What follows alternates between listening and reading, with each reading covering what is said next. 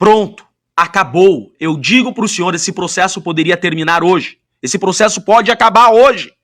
Não precisa mais continuar. Acabou. Não tinham provas documentais alguma. Toda acusação se baseava em cima das 11 delações do Mauro Cid, que hoje caiu por terra. Hoje a acusação perdeu. Hoje a farsa da trama golpista acabou.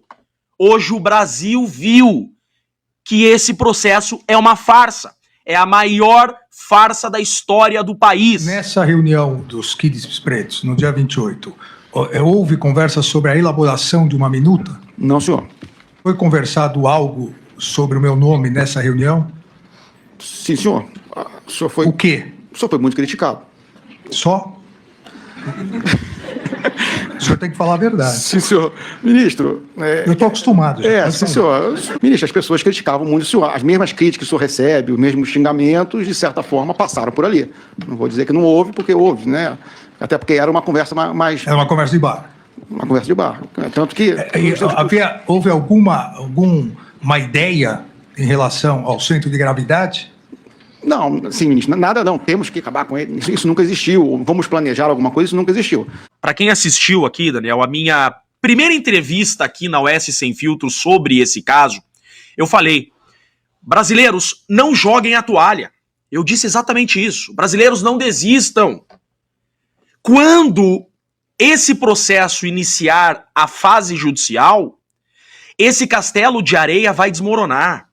E quando iniciarem a fase judicial, eu disse exatamente isso. Quando iniciarem os depoimentos judiciais, esse castelo de areia desmoronará. E foi exatamente o que aconteceu hoje. Por quê? Porque na fase policial você tem um depoimento escrito e papel aceita tudo. Agora nós estamos na fase judicial. E hoje, em contraditório judicial, fase da oralidade, olho no olho, Mauro Cid deixou bem claro que não houve tentativa de golpe. A principal testemunha da acusação, porque embora réu, Mauro Cid não deixa de ser uma testemunha porque está compromissado a dizer a verdade, é um réu colaborador, na presença do relator, do PGR, Mauro Cid disse hoje que não houve tentativa de golpe. Por 3 motivos. Ele deixou bem claro isso. Primeiro, ele disse que não houve organização criminosa. Ele disse que nunca houve grupos para atentar. Nunca houve uma mobilização em grupos para atentar contra a democracia. Nunca houve a união de grupos, de pessoas para golpe. Segundo ponto, ele disse que na principal reunião da trama golpista não se falou em golpe. Tanto que ele foi constrangido pelo ministro. O ministro disse para ele, opa, você não pode mentir aqui. O que falaram de mim? O ministro disse. E ele respondeu, apenas criticaram Vossa Excelência.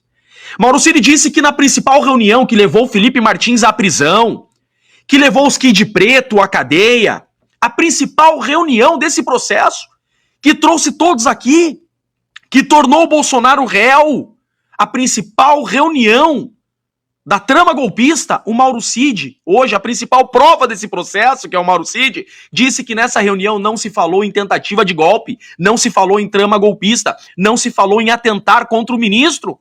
Apenas houve críticas e palavras de baixo calão ao ministro.